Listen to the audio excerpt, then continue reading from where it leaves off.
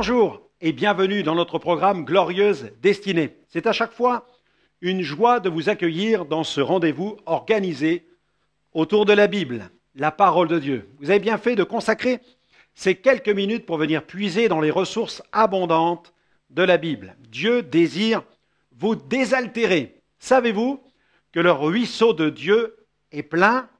C'est ce que déclare la parole. Pas de sécheresse du côté de chez Dieu.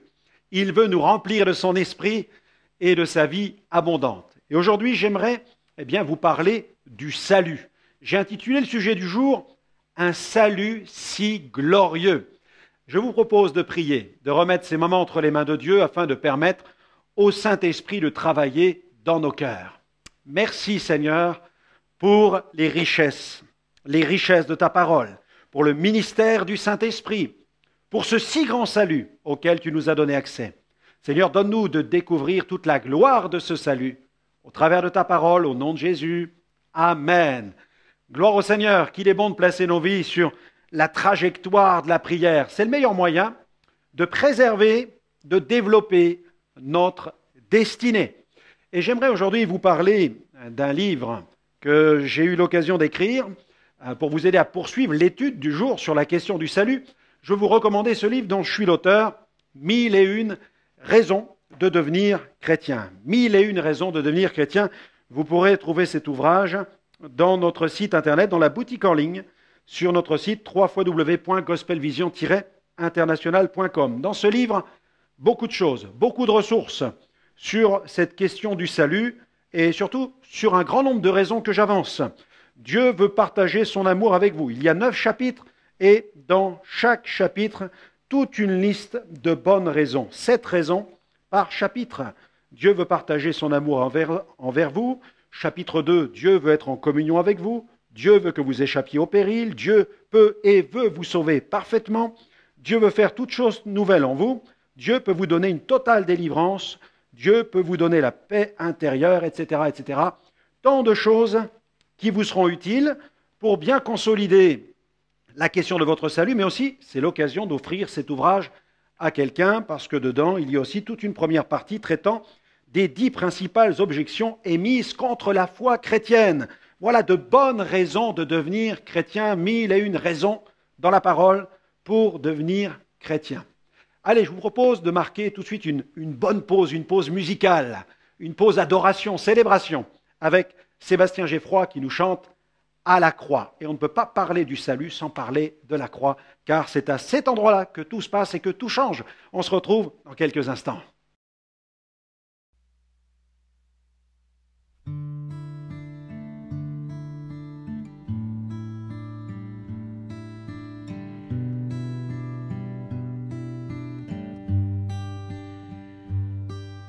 Comment imaginer que face à ma souillure, l'être le plus pur se soit approché de moi? Mon péché est si grand, comment a-t-il pu faire pour prendre ma place sur le calvaire? Je ne comprends pas, et pourtant sous mes yeux, c'est le sang de Dieu qui coule pour moi à la croix, à la croix. Chaque épine de ta couronne, chaque coup qui t'a percé était pour moi, mais c'est toi qui a pris ma place pour effacer mes péchés.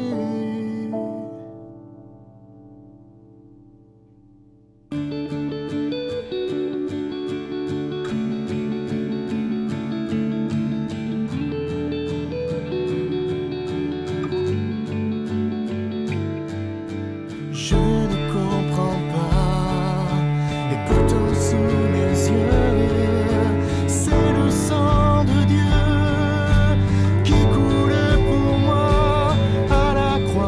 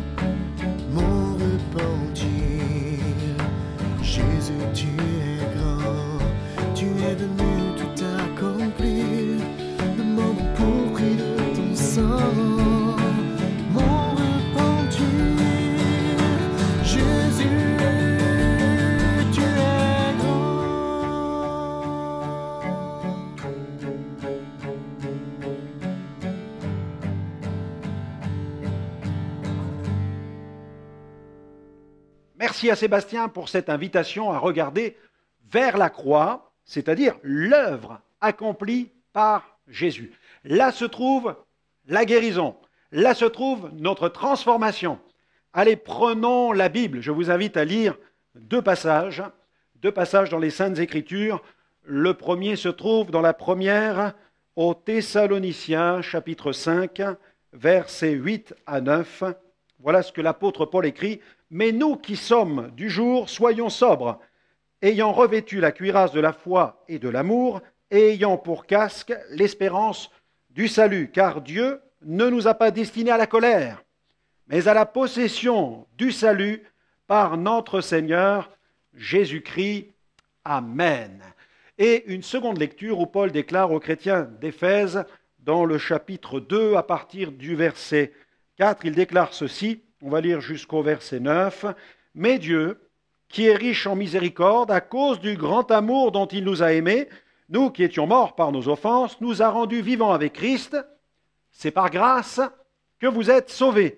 Il nous a ressuscités ensemble et nous a fait asseoir ensemble dans les lieux célestes en Jésus-Christ, afin de montrer dans les siècles à venir l'infinie richesse de sa grâce par sa bonté envers nous en Jésus-Christ. Car c'est par la grâce que vous êtes sauvés par le moyen de la foi. Cela ne vient pas de vous, c'est le don de Dieu. Ce n'est point par les œuvres, afin que personne ne se glorifie. Amen. Amen. Les rachetés sont des lettres vivantes adressées, envoyées à l'humanité. Dieu parle à notre génération par le moyen des rachetés.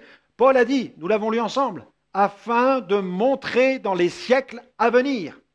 Les enfants de Dieu sont donc des témoins de quoi? De l'infinie richesse de la grâce de Dieu pour notre génération. Si les hommes cherchent la grâce de Dieu, qu'ils regardent du côté de l'Église et ils la trouveront. Dieu veut que l'homme échappe au péril. Le 8 octobre 1871, l'évangéliste américain Moody prêchait sur le thème de la question de Pilate que l'on trouve dans Matthieu 27, verset 22. « Que ferais-je donc de Jésus qu'on appelle Christ ?» À la fin de son message, il invite ses auditeurs à réfléchir sur cette question jusqu'au dimanche suivant. En procédant de la sorte, il voulait leur donner une semaine de réflexion avant de prendre une décision d'une extrême importance. Cependant, la nuit même, un gigantesque incendie embrasa la ville.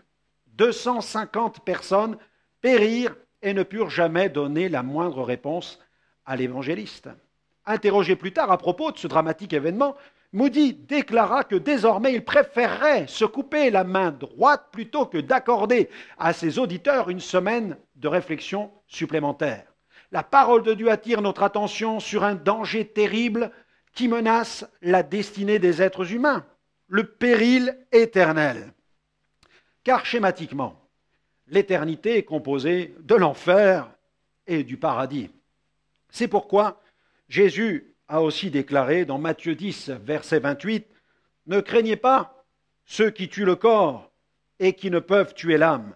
Craignez plutôt celui qui peut faire périr l'âme et le corps dans la géhenne. » En nous apportant l'Évangile, Jésus nous a montré comment échapper à l'enfer et comment obtenir la vie éternelle. Nous noterons que le sujet de l'enfer ne fut pas un sujet tabou pour Jésus. Il en parla librement, sans chercher à faire peur à ses auditeurs.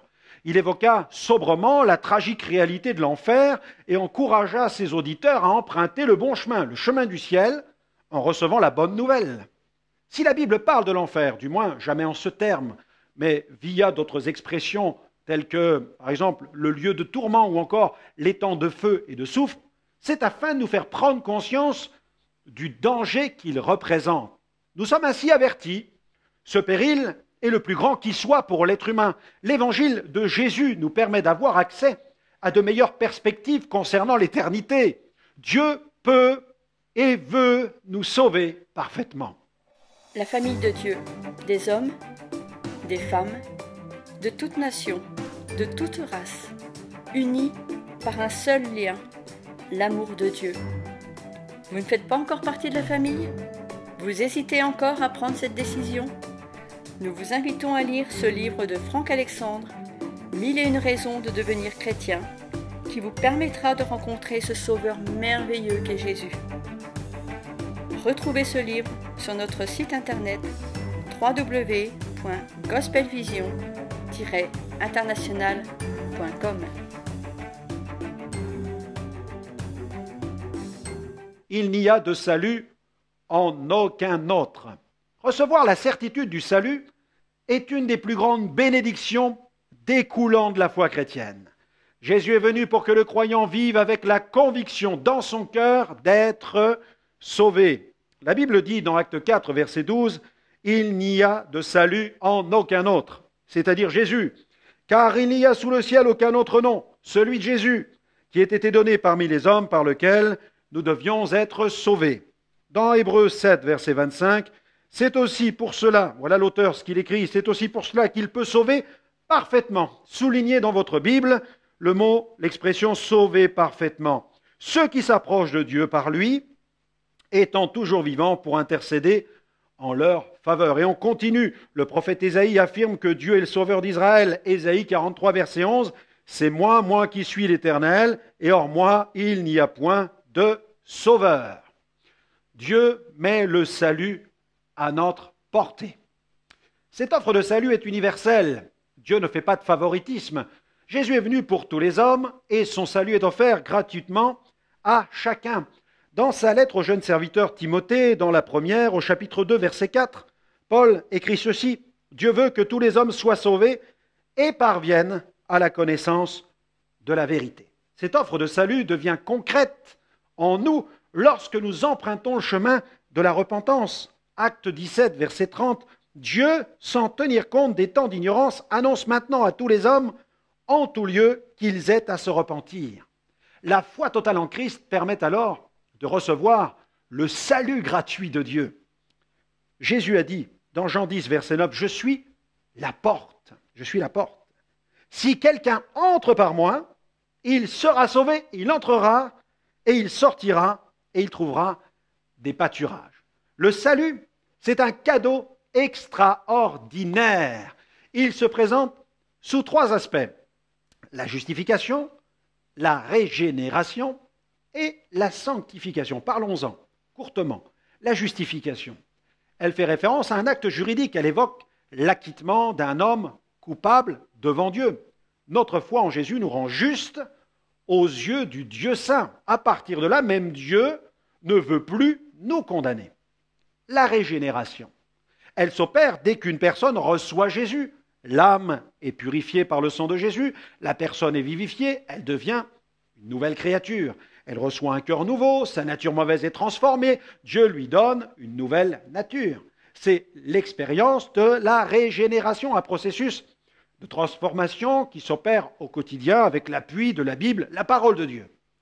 La sanctification, elle est, la conséquence logique de ce qui précède, et elle se traduit par une marche en nouveauté de vie, c'est-à-dire dans la sainteté. C'est ce que Jean le Baptiste appelle à juste titre les fruits dignes de la repentance. Le salut est donc une nouvelle vie, une vie sainte, une vie sanctifiée, une vie justifiée.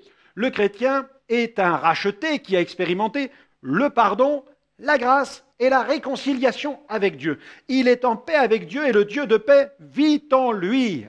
Alléluia, c'est extraordinaire. Le salut se reçoit simplement par la foi. La loi de Moïse dit, payez tout. La grâce dit, tout est payé. La Bible enseigne clairement que le salut se reçoit par la foi et non par des œuvres méritoires liées à la religion, à la morale humaine ou quoi que ce soit d'autre d'ailleurs. Dans Éphésiens chapitre 2, verset 8, l'apôtre Paul écrit « Car c'est par la grâce que vous êtes sauvés, au moyen de la foi, cela ne vient pas de vous, c'est le don de Dieu. » Pour que la justification soit effective, il faut impérativement qu'elle soit vécue, reçue par la foi. Dans Romains 5, verset 1-2, « Étant donc justifiés par la foi », regardez ce que Paul dit, « Étant donc justifiés par la foi, nous avons la paix avec Dieu par notre Seigneur Jésus-Christ, à qui nous devons d'avoir eu par la foi accès à cette grâce, dans laquelle nous demeurons fermes et nous nous glorifions dans l'espérance de la gloire de Dieu. » Dans la ville de Philippe, alors qu'ils étaient emprisonnés, les apôtres annoncèrent la bonne nouvelle. Sans s'égarer dans de longs débats théologiques ou philosophiques, ils déclarèrent à leur geôlier tout simplement crois au Seigneur Jésus et tu seras sauvé, toi et ta famille. Il n'y a rien à ajouter à cela. Tout est là dans cette simple parole. Crois au Seigneur Jésus et tu seras sauvé. Les conditions pour recevoir le salut ne sont pas abusives, elles sont vraiment simples. Le salut signifie bien plus que le simple fait de recevoir le pardon des péchés. Si le salut ne devait se résumer qu'à une simple remise de dette, l'évangile serait bien décevant. Le pardon des péchés est le point de départ vers autre chose, une relation d'intimité avec Dieu. Tout ne s'arrête pas avec le pardon des péchés. Tout commence au contraire. Il est possible d'expliquer ce processus en s'arrêtant sur 4 étapes vitales. Il est question de plusieurs étapes. Il est question de la repentance. La repentance, c'est un changement de mentalité qui se traduit par la confession de ses péchés et la ferme décision de s'en détourner. La repentance est comme une clé qui ouvre la porte qui donne accès sur le salut. Elle n'est pas un acte religieux, mais une expérience spirituelle que Dieu veut nous donner de vivre. Et puis il y a la foi. La foi permet de s'approprier, de prendre le salut offert par le Seigneur. Et il y a la conversion. C'est la manifestation extérieure, donc visible et vérifiable, du changement qui s'est produit à l'intérieur. Et puis il y a encore l'alliance avec Dieu par le baptême. Le baptême n'est absolument pas une option. C'est la concrétisation visible devant des témoins d'une alliance contractée avec le Dieu vivant et vrai. C'est un engagement bilatéral pour la vie et pour l'éternité. Dans Marc 16, verset 16, il est écrit « Celui qui croira et qui sera baptisé sera sauvé, mais celui qui ne croira pas sera condamné. » Être chrétien, c'est vraiment posséder la certitude de son salut. De nombreuses personnes d'obédience chrétienne confessent leur attachement au Christ. Mais lorsque la question du salut est abordée, c'est le grand silence. Malheureusement, elles n'ont aucune certitude. Je vous livre un extrait d'une conversation avec l'une d'entre elles. « Croyez-vous en Jésus ?»« Oui, bien évidemment. »« Croyez-vous qu'il est le Sauveur ?»« Oui, bien sûr. »« Avez-vous l'assurance du salut de votre âme ?»« Oh, je ne peux me permettre d'avancer une telle affirmation. » Mais écoutez-moi, avoir un Sauveur et ne pas être sûr d'être sauvé, quel étrange paradoxe, n'est-ce pas? Pourtant, la Bible dit « Quiconque invoquera le nom du Seigneur sera sauvé. » L'Évangile ne met pas en évidence une foi superficielle reposant sur les sensations ou les émotions. Nos sentiments peuvent nous trahir, mais jamais la foi qui tire ses racines de la parole de Dieu. La foi est fondée sur les affirmations de la Bible et non sur des spéculations philosophiques, religieuses ou morales. Au brigand repentant sur la croix, Jésus déclare « Je te le dis en vérité aujourd'hui, tu seras avec moi dans le paradis. » La Bible met fin aux tergiversations. Le salut n'y est pas inscrit en hiéroglyphes ni en langage codé, mais en lettres de feu, si clairement exprimé que personne ne pourra jamais dire « J'ignorais comment faire pour parvenir au salut. » Jésus a dit dans Jean 5, 24, « En vérité, je vous le dis, celui qui écoute ma parole, notez cela, et qui croit à celui qui m'a envoyé, il a la vie éternelle et ne vient point en jugement, mais il est passé de la mort à la vie. » Quant à l'apôtre Jean, il déclare dans 1 Jean 5, 13, « Je vous ai écrit ces choses afin, à vous qui croyez au nom du Fils de Dieu, afin que vous sachiez que vous avez la vie éternelle. » Je vous ai écrit ces choses à vous qui croyez au nom du Fils de Dieu, afin que vous sachiez que vous avez la vie éternelle. Ce passage est extraordinaire. Les promesses de la parole de Dieu sont oui et amen, grâce à Jésus et à son œuvre sur la croix. L'émotion lors d'une réunion ou après une décision peut disparaître, mais jamais les affirmations des Écritures ne disparaîtront. Je suis sauvé, non parce que je me sens sauvé, mais parce que ma foi en Christ trouve sa réponse dans la Bible. Sauvé. Serrez bien la Bible, oui, serrez cette Bible sur votre cœur. Elle est votre passeport pour le ciel. Votre nouvelle identité y est inscrite. Votre salut est scellé dans les promesses divines. Jésus vous a rendu juste et saint. Il vous a délivré, purifié de vos péchés en vous lavant dans son sang précieux. Ce sang précieux fait office de visa et il vous ouvre l'accès au royaume de Dieu. L'Évangile est bel et bien le message que Dieu adresse à l'humanité, et non l'expression d'une famille religieuse, d'une opinion chrétienne, comme il existe l'opinion juive, musulmane ou bouddhiste. Par conséquent, la foi ne pourra jamais être assimilée à une vague croyance comme toutes celles qu'il y a dans le monde. La foi est une ferme confiance en Dieu. La bonne nouvelle consiste à croire au Fils de Dieu, à le recevoir personnellement comme sauveur, afin d'obtenir la vie éternelle et ne pas aller en jugement. Paul a écrit « Il n'y a plus aucune condamnation pour ceux qui sont en Jésus-Christ ». Romains 8, verset 1er.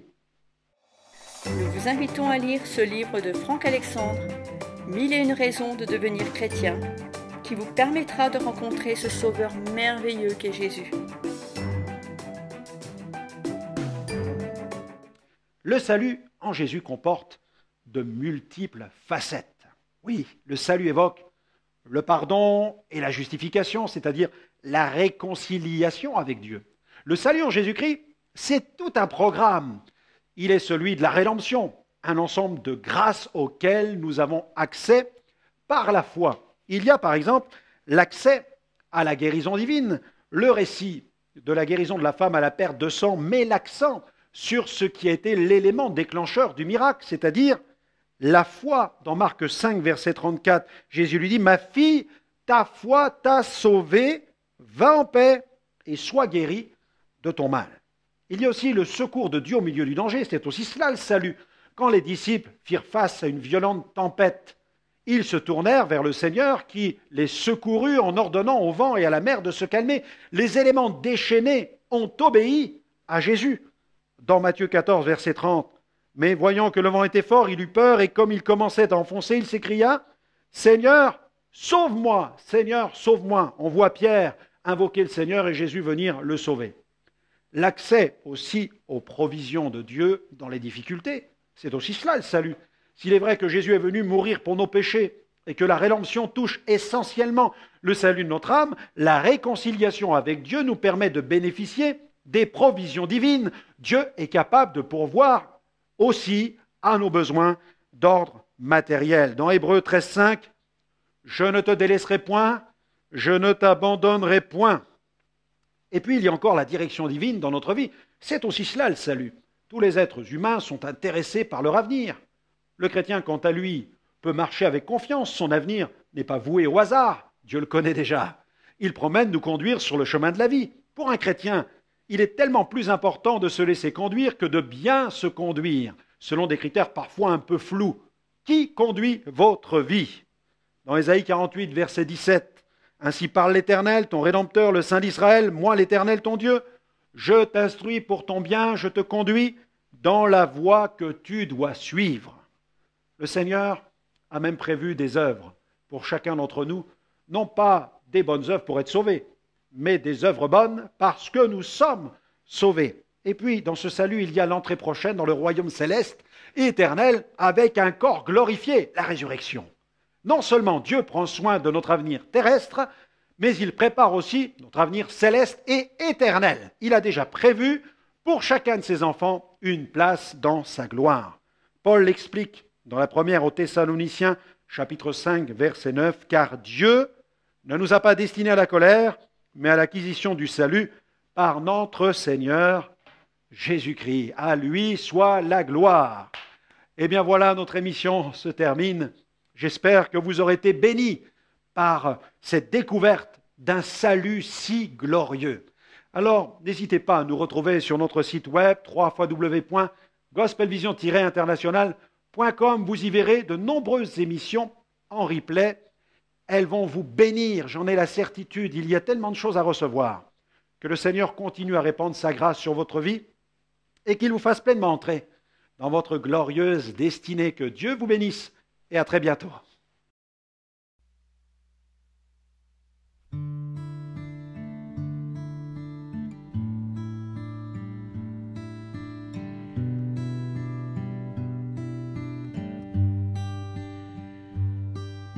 Comment imaginer que face à ma souillure, l'être le plus pur se soit approché de moi?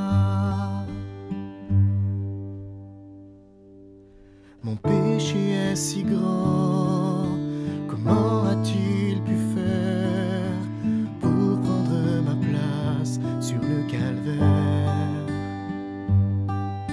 Je ne comprends pas, et pourtant sous mes yeux, c'est le sang de Dieu qui coule pour moi à la croix,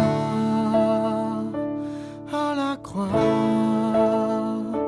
Chaque épine de ta couronne, chaque clou qui t'a percé était pour moi. Mais c'est toi qui as pris ma place pour effacer mes péchés.